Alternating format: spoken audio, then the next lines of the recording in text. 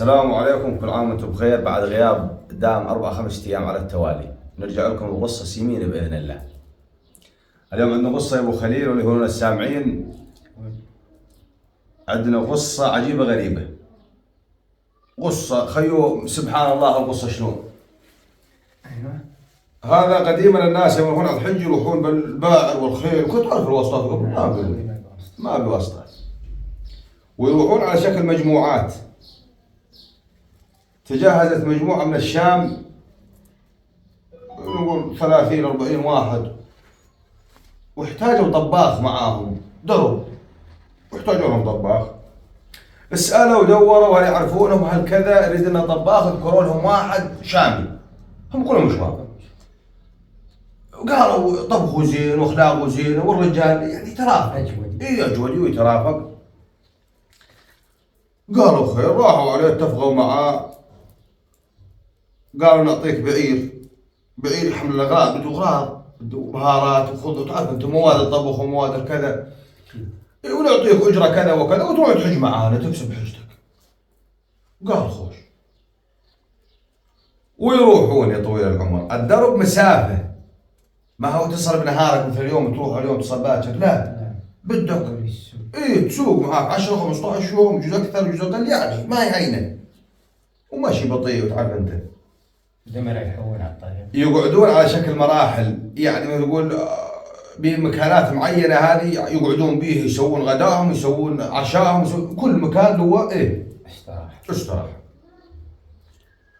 يروحون الجماعه هذول طويل العمر، طباخهم معاهم، طباخا طيب، طباخا اجودي بالله، وقايم بامورهم من احلى ما يكون، طبخ زين واخلاق زينه ورجال راحوا الجماعه، وصلوا حجوا، قعدوا لهم بخان، استاجروا خان، اولي خانات ما بفنادق، خانات، استاجروا لهم خان وقعدوا بالخان، والخان بمطبخ، من ضمن الخان مطبخ.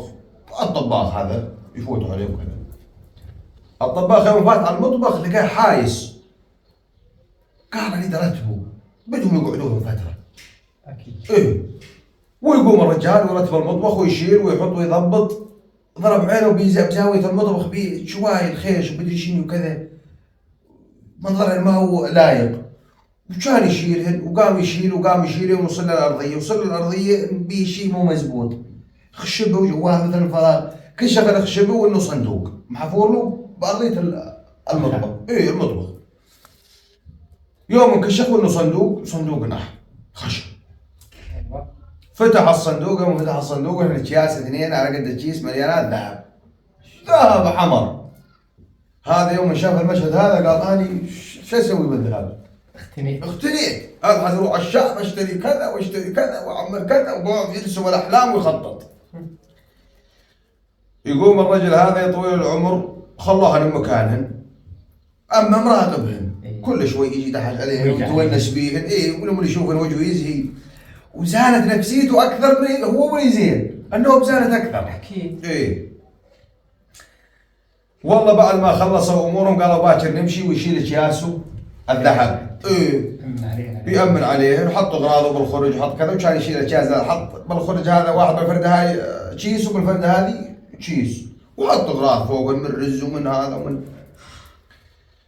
مشوا الجماعه، يوم المشوا استراحات، اخر استراحه قبل ما يصلون الشام، يعني مسافه يجوز يوم ونص يومين، ما هي بعيد عن الشام. اخر استراحه وصلوا على المغرب، دنيا غياب، ما يقعدوا، لا ما بالهم كيف مبسوط. والله قالوا نريح حين نتعشى هذا ونكملنا شويه وبعدين ننام نبرح بغير مكان.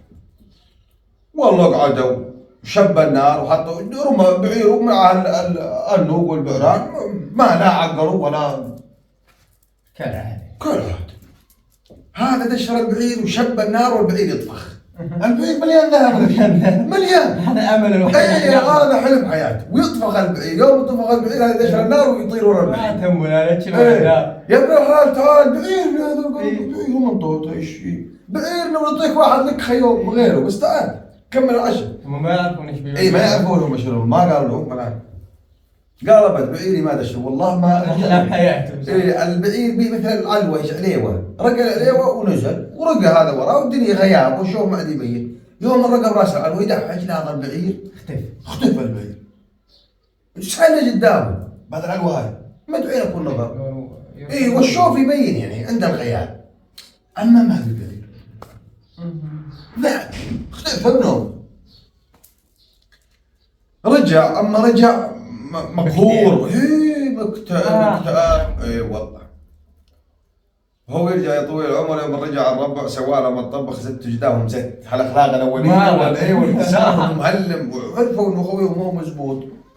قالوا يا اخي البعير بعيرنا والاغراض الموجوده في الخروج اغراض اي جبناه واحنا نعطيك بعير خير بدنا البعير هذا لك حلال امك وابوك.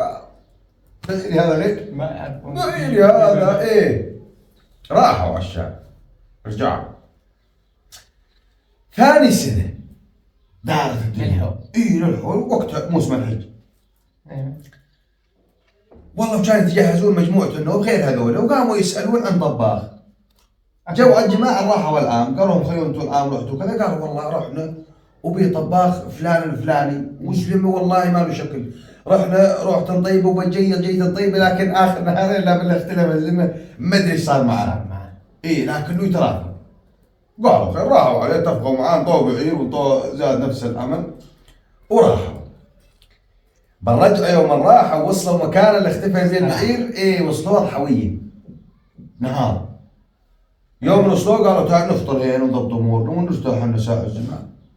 والله الزلمة جهز فطورهم زيتوا قدامهم لكن البعير بباله نفس المكان ويطلع الطلعة هذه. يوم طلع الطلعة هذه ويدحج ويتبخص ويدور وانه والله لا والله بير هبيه احنا نقولها ولا مثل بير ايه. وان هالبير شافه وكان يقرب عليه ومن قرب عليه ضرب عينه وهيك ايه بالله وانه لا بالله بعير عظام صاير واقع جاي يركض البعير ما يجري وقدامه وصادق به ايه. وان البعير عظام لكن الخرج على حاله ويروح يجيب حبل ويجيب وينشب بشجره مدري بحجره ويحول على امله. يوم فتح الخرج واحنا شاتوا ديانا مثل ما احنا اذهبوا وكان يجيبهم ويحطهم بالخرج ويروحون كملوا. الله يكتب يستاجرون نفس الخانه استاجروها العام نفس ايه. ويوم جوا الخان نفس المطبخ وكان يجي هذا قال اذهبي وين اروح بيه؟ قال رجعوا بالصندوق. مكان ماشي امل وين حطوا بالصندوق صاروا الله علي مش قد هذا بالصندوق. احطوا بالصندوق لا مشينا انا والبعير انا اعرف شلون احاسب اريد اعقله بتيل بريال نشتري ايه. والله يحط ذهبات والزم ويحط الصليديب وخشبته فوقه مثل اول مثل ما كان. نهارين والثالث وندقت الباب عليهم منهم اثنين باكستانيه حجاج ايه ما ادري حجاج بدري انهم شغل هناك ما دقوا الباب سلام عليكم السلام. قال احنا لنا امانه بهالخان هذا وجينا ناخذ. قال شنو؟ قال ما عليكم انتم مالكم شغل احنا امانتنا اعطينا واحنا ندلل انتم جماعه مستاجرين ما تبغون الزلمه. ايوه ويفوتون. وهذا يوم جو على المطبخ طباخهم بالمطبخ جو على المطبخ الطباخ يعني مين يفكر هي مين هي والله كان يجون ايه ويجون على الزاويه نفسها ويكشفون البلاوي هذه ويكشفون يخشبون الصندوق ويفكون. قال هذا ذهباتنا من 5 سنين حطيناها هنا غبيناها ورحنا الله ايه وجينا اليوم احنا تاخذ امانته. هو ياخذ ولا هو الطباخ هذا هو وجاب المقاد طبعا المسكين والله راح سنه ضيعنا هناك وقعد بالبير ورجع ثاني سنه تدورهن ونزل على البير وجابهن ورد حطن مكانهن وجو اهلهن وخذوهن. فهذا ايه شوف سبحان الله يعني شوف اولا مال الحلال ما يروح. نعم هذا يوم. ثانيا الملك والله ما الملك مولك ولا غيرك ما يصير لك اذا تطير ابدا. راحا وضاعا وظل سنه رجعهن المكان وحطن جوا الصندوق تهيجون وشوف الله كتب ما جو قبل ما يرجع لذهباتهم. لا ما جو هالسنه العدد كله ما جو اللي سبحان الله يوم جاب اي والله سبحان الله شوف شو. فهذول خذوا ذهبهم على اعتقادهم انه ما هو رايح ولا متحرك مكان. وهذا المسكين ما حد يقول الطباخ هذا يقول لك الطباخ ما رجع معاهم قام يشتغل حداد بس والله هناك راح الامل كله. اي والله هذه قصه اليوم عاد الله يجزاكم الخير ويجزاك واياك. عبره هاي. اي بالبسطن السمينه كثرون اللايكات والتعليقات وضبط الامور مشان ترى صار لي وقت اني ما انشر ما جاء تفاعلوا هين باذن الله كل 6 اشهر قصه. السلام عليكم.